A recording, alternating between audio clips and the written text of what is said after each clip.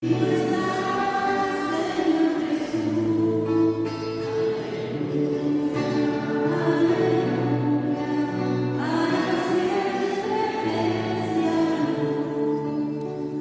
Señor esté con ustedes.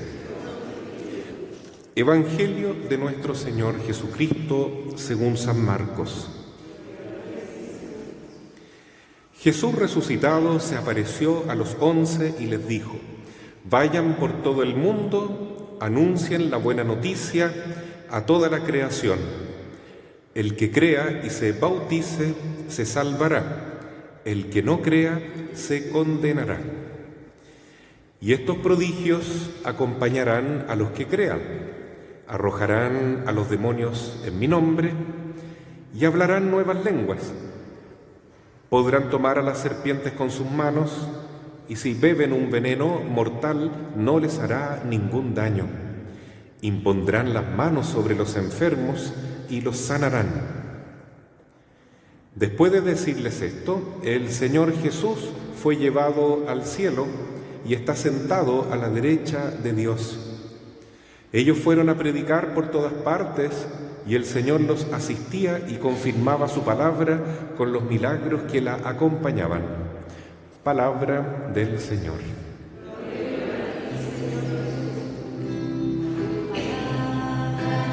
Me da vida, confío en ti, Señor. Tu palabra es eterna, en ella esperaré. Tomen asiento un momentito. Queridos hermanos, hoy celebramos la fiesta de San Marcos. Marcos no es tan conocido porque no aparece tanto en los evangelios, ¿no? No es uno de los 12 apóstoles. Sin embargo, es considerado como si fuera un apóstol, porque él tuvo la dignidad inmensa de ser uno de los 4 autores del evangelio. Sabemos que la Biblia tiene 2 partes, el Antiguo y el Nuevo Testamento, y dentro del Nuevo Testamento lo más importante, lo más precioso es el Evangelio. Y el Evangelio tiene como 4 puntos de vista distintos, ¿no? Dependiendo de 4 autores. El primero es Mateo, el segundo Marcos, que hoy celebramos, después Lucas y San Juan.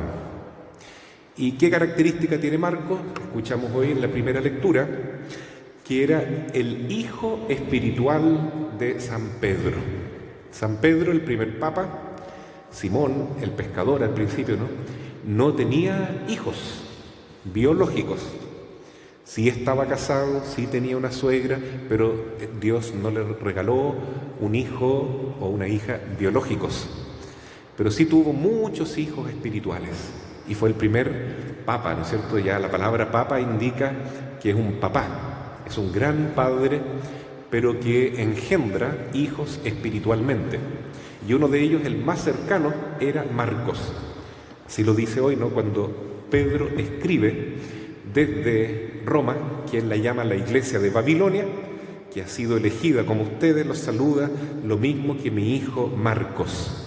Entonces San Marcos era el apóstol que acompañaba a San Pedro y era su hijo espiritual, y podemos pensar también que era su secretario o su amanuense, es decir, que escribía las cartas de San Pedro, escribía todo lo que San Pedro quería dejar para la posteridad, como esta misma carta que hoy está aquí en el Nuevo Testamento, primera carta de Pedro. Y entonces, cuando Marcos escribe el Evangelio, también podemos suponer que está escribiendo muchas experiencias que le transmite Pedro. O sea, San Pedro decía: mira, hijo, pasó esto y lo demás allá con Jesús, lo acompañamos a tal parte, al Monte Tabor, después una vez nos entregó la misión de ser el jefe de la iglesia, ¿no? Me dijo a mí: ahora ya no te llamas Simón, te llamas Pedro, y a ti te daré las llaves del reino de los cielos. Bueno, todo eso se lo comunicó Pedro a Marcos, y Marcos lo tradujo en el Evangelio. Entonces podemos pensar que el Evangelio de Marcos de alguna manera trae una influencia muy grande del primer Papa, San Pedro.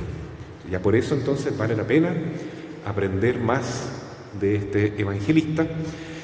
Y hoy, claro, el evangelio que se eligió es el último capítulo del Evangelio de Marcos, capítulo 16, donde Jesús da la gran tarea para la iglesia, una misión para los apóstoles, pero también para todos los bautizados, porque todo cristiano que tiene el bautismo tiene la misión de propagar el Evangelio, comunicar la buena noticia.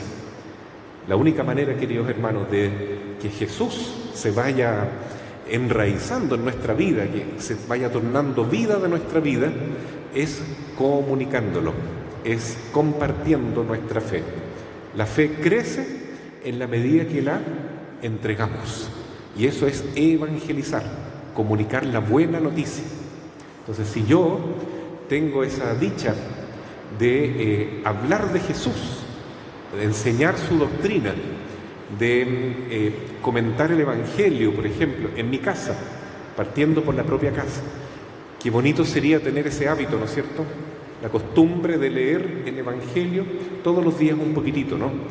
Con mi esposa, con mi esposo, con mis hijos, leer un trecho del Evangelio cada día, ir paso a paso, recorriendo toda la Biblia, ojalá, pero partiendo por el Nuevo Testamento y tratando de aprender qué es lo que dice la palabra.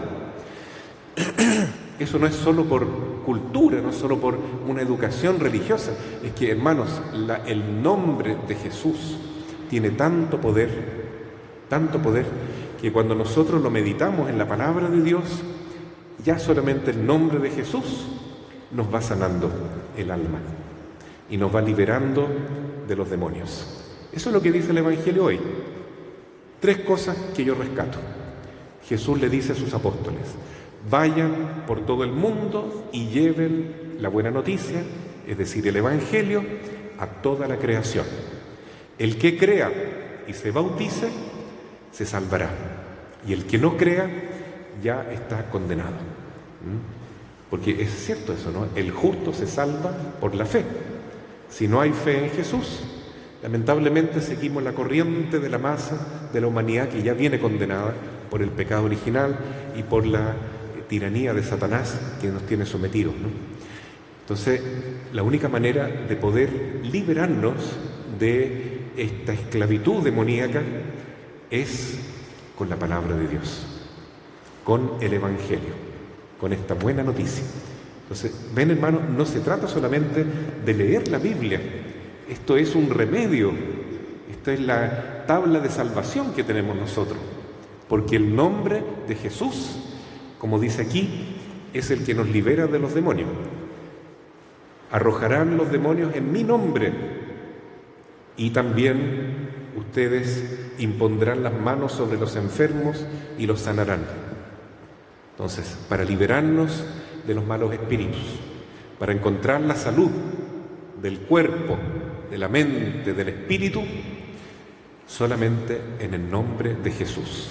Un psicólogo te puede ayudar, un neurólogo, un psiquiatra te puede tratar de dar un poco de calmante para tu sufrimiento, pero el único que te va a sanar de corazón, de raíz, es Jesucristo. No hay otro nombre, no hay otro amigo mayor que haya dado la vida por nosotros como Jesús. Entonces, Jesús nos quiere entregar hoy día este gran regalo, la palabra de Dios. La Santísima Virgen, que siempre hace lo mismo que Jesús, ¿no? Enseña lo mismo que Jesús, pero como mamá, como madre, como maestra, nos dice: hijitos, hagan todo lo que Él les diga. Juan 2, versículo 5.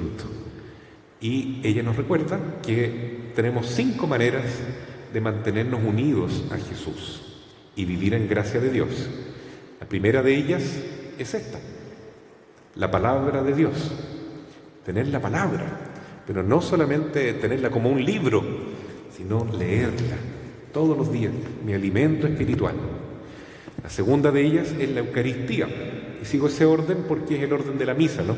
Uno en la misa comienza con este banquete. Esta mesita se llama ambón porque es el altar de la palabra. Después pasamos al altar de la Eucaristía, donde Jesús se nos entrega como pan de vida eterna, alimento de salvación. Tercero, la confesión, porque la principal enfermedad que todos tenemos es el pecado.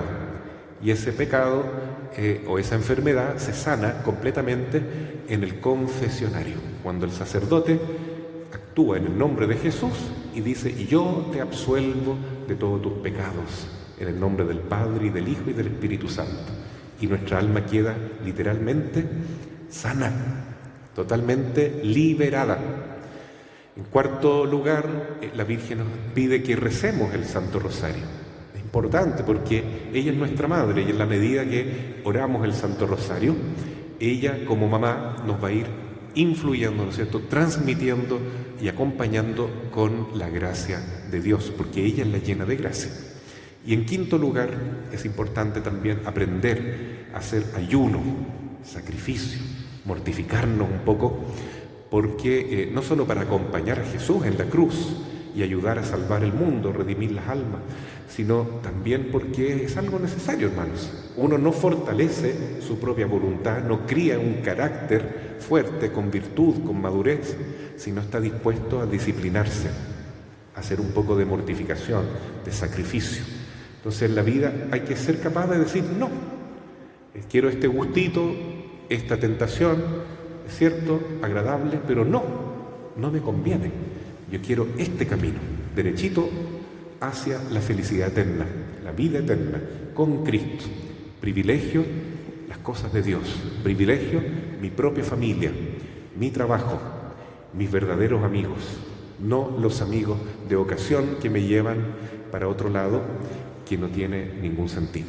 Entonces hoy nosotros nos alegramos porque sí tenemos un camino claro, sí tenemos una lucecita al fondo del túnel y esa luz, esa esperanza se llama Jesús. Y hoy día nosotros nos alegramos porque a Jesús lo encontramos y está al alcance de nuestra mano en su palabra, en la palabra de Dios.